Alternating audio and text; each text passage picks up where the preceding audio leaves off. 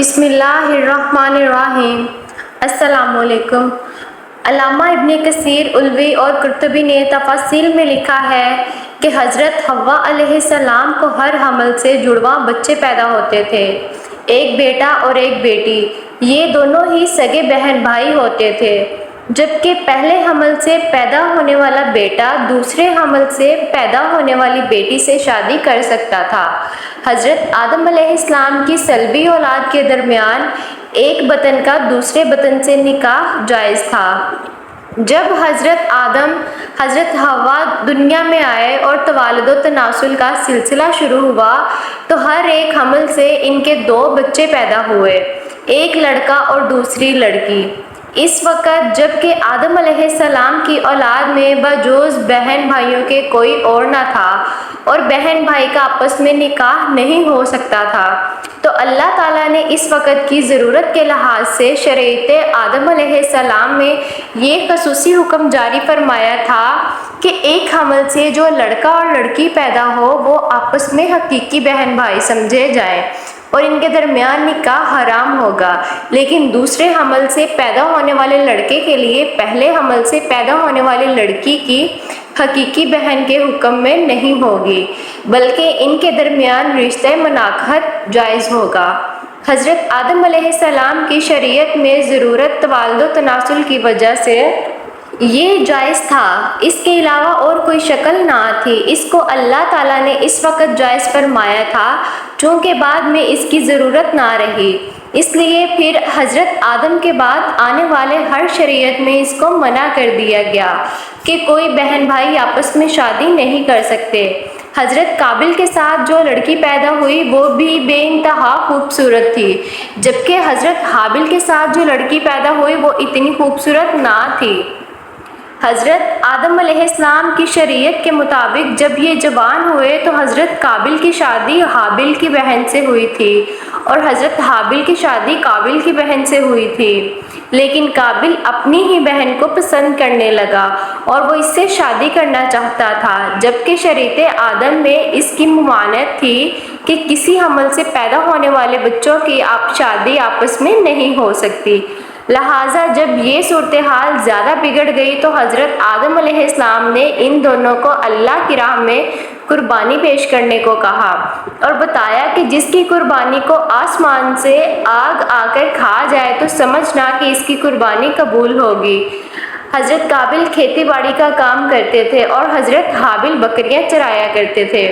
حضرت حابل نے اللہ تعالیٰ کے سامنے ایک بکری کا بچہ پیش کیا اور حضرت قابل نے ایک گٹھا لیا اور اس کو اللہ تعالیٰ کی بارگاہ میں قربان کرنے کے لیے رکھ دیا تھا، چنانچہ حضرت حابل کی قربانی قبول ہو گئی۔ ایک دن حضرت قابل نے غصے میں آ کر حضرت حابل کو پتھر مار کر قتل کر دیا۔ پھر شیطان قابل کے پاس آیا اور اس کو گھر سے بھاگنے کے لیے کہا۔ شیطان نے کہا، اگر تم یہاں رہو گے تو تمہارا باپ تمہیں مار ڈالے گا۔ بس قتل کے ڈر سے قابل اپنی سگی بہن اکلیمہ کو لے کر یمن کے پہاڑوں میں جا بسا۔ اصل میں شیطان کو یہ ڈر تھا کہ کہیں قابل توبہ کر کے حضرت آدم کا تابع دار بیٹا نہ بن جائے۔ پہاڑیوں میں جا کر نسل قابل خوب بڑھنے لگی اور وہاں اس کی کثیر اولاد ہوئی۔ قابل اور اس کی اولاد نے سب سے پہلے آتش پرستی اور پھر شیطان کے بہکاوے میں آ کر بت پرستی شروع کر دی۔ دنیا میں قتل و غارت، حسد و فساد اور بت پرستی کی بنیاد قابل نے رکھی۔ حضرت عبداللہ بن مسعود رضی اللہ عنہ سے روایت ہے کہ حضور نبی کریم صلی اللہ علیہ وآلہ وسلم نے فرمایا، دنیا میں جب کوئی ظلم سے قتل ہوتا ہے تو اس کا ایک گناہ حضرت آدم علیہ السلام کے بیٹے قابل کے گردن پر ضرور ہوتا ہے، اس لیے کہ یہ وہ شخص ہے جس نے ظالمانہ قتل کی ابتدا کی اور یہ ناپاک طریقہ جاری کیا۔ اس دن کے بعد حضرت آدم علیہ السلام مسلسل پریشان رہنے لگے۔ حضرت آدم علیہ السلام نے اللہ تعالیٰ کی بارگاہ میں دعا کہ یا اللہ مجھے نیک اولاد عطا فرما۔ اللہ تعالیٰ نے حضرت آدم علیہ السلام کی دعا کو قبول فرماتے ہوئے حضرت آدم علیہ السلام کو ایک لڑکا عطا فرمایا جس کا نام حضرت شیث علیہ السلام تھا۔ حضرت شیث علیہ السلام جوان ہوئے تو حضرت آدم علیہ السلام نے اپنا جانشین حضرت شیث علیہ السلام کو مقرر کر دیا۔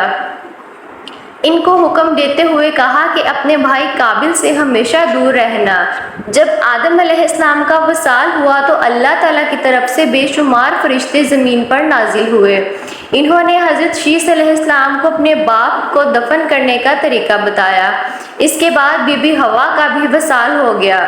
اس کے بعد زنا کی شروعات ہوئی۔ اس کے بعد ایک وادی میں قابل اور اس کی اولاد رہنے لگے۔ شیطان ایک آدمی کی شکل میں ان کے پاس آیا۔ شیطان نے ان لوگوں کو عیش و عشرت میں لگا دیا۔ شیطان نے ان کو ایسے کپڑے اور گانے بجانے کے طریقے سکھائے کہ وہ کبھی بھی ان کو بھول نہ سکے۔ انہوں نے ایک دن میلے کے لیے مقرر کیا جس میں وہ برہنہ عورتیں اور مرد اکٹھے سے شرکت کرتے تھے۔ ان میلے پر طرح طرح کے گانے اور موسیقی کی آوازیں آتی تھی۔ اس طرح جو شخص مومن تھے ان کو بھی یہ آوازیں سنائی دیتی تھی۔ ایک دن ایک مومن کے دل میں خیال آیا کہ میں یہ سب کچھ قریب سے دیکھنا چاہتا ہوں۔ ایک دن وہ مومن اپنے ساتھیوں سے چوری وہاں سے نکلا اور قابل کے پاس گیا۔ اس نے دیکھا کہ قابل کی اولاد بے حیائی اور فضول کاموں میں لگی ہوئی تھی۔ اس شخص نے وہاں جا کر دیکھا تو وہ عورتیں بہت ہی خوبصورت اور حسین تھیں۔ اس حوالے سے روایت میں آتا ہے کہ حضرت شیث اور ان کے ساتھی بہت ہی حسین اور جمیل نوجوان تھے۔ ان کی نسبت ان کی عورتیں زیادہ پیاری نہ تھیں۔ قابل کے اولاد میں لڑکیاں تو بہت ہی پیاری تھیں لیکن ان کی نسبت مرد زیادہ حسین اور جمیل نہ تھے۔ وہ شخص قابل کی عورتوں سے بہت ہی متاثر ہوا۔ اس کے بعد وہ واپس آ گیا۔ اس نے مومنین کو بھی ان عورتوں کے بارے میں بتایا۔ ان میں سے جو کمزور ایمان والے تھے وہ قابل کی اولاد کی طرف ہجرت کرنے لگ گئے۔ کافی حد تک مومن لوگ بھی قابل کے فتنے میں داخل ہوتے گئے اور فضول کاموں میں شامل ہوتے جا رہے تھے۔ اس طرح وہ ایک دوسرے کی طرف مائل ہوتے تھے جہاں سے زنا جیسے گناہ کبیرہ نے جنم لیا۔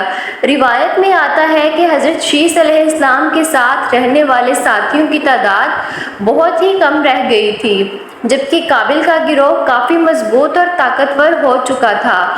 وہ حضرت شیث اور ان کے ساتھیوں کو تنگ کرتے رہتے تھے، ان کو طرح طرح کی تکلیفیں دیا کرتے تھے۔ حضرت آدم نے وفات کے وقت حضرت شیث کو نصیحت کی تھی، اے میرے جانشین، میرے بعد تقوی اختیار کرنا اور اپنی نسل کو حضرت قابل سے پاک رکھنا۔ ایسا ہی ہوا۔ حضرت شیث نے شادی سے انکار کیا، جس پر قابل کے بیٹے حضرت شیث کی اولاد میں سے لڑکی کو اٹھا کر لے گئے، جس پر حضرت شیث نے اللہ کے حکم سے قابل کے لشکر پر حملہ کیا اور ان کو تہس نہس کر کے لڑکی کو آزاد کروا لیا۔ مسلمان، یہودی اور عیسائی اس بات پر متفق ہے کہ اس وقت دنیا میں جتنے بھی لوگ موجود ہیں وہ نسل شیث علیہ السلام سے ہیں، کیونکہ حابل 20 سال کی عمر میں شہید کر دیے گئے۔ ان کا کوئی جانشین نہ تھا۔ قابل اور اس کی اولاد شیطان کی پیروکار بنی، جس کو طوفان نوح میں غرق کر دیا گیا تھا۔ اس لیے نسل انسانی صرف اور صرف حضرت آدم کے تیسرے بیٹے حضرت شیث علیہ السلام سے ہیں۔ اگر دیکھا جائے تو زنا اسی وقت ہی شروع ہو گیا تھا جب قابل اپنی بہن اکلیمہ کو لے کر وہاں سے بھاگ گیا تھا۔ اس نے اپنی بہن کے ساتھ ہی اپنی اولاد کو جنم دیا۔ پیارے ناظرین، اللہ تعالیٰ سے دعا ہے کہ اللہ تعالیٰ ہمیں ایسے گناہ کبیرہ سے دور رکھے اور ہمیشہ برائی سے بچائے اور راہ حق پر چلائے، آمین۔ پیارے ناظرین، امید کرتی ہوں آپ کو ویڈیو اچھی لگی ہوگی۔ ویڈیو پسند آئے تو لائک کریں اور چینل کو سبسکرائب کرنا مت بھولیے گا۔ اللہ رب العزت آپ کا میرا حامی ناصر دعاؤں میں یاد رکھیں۔ اللہ حافظ۔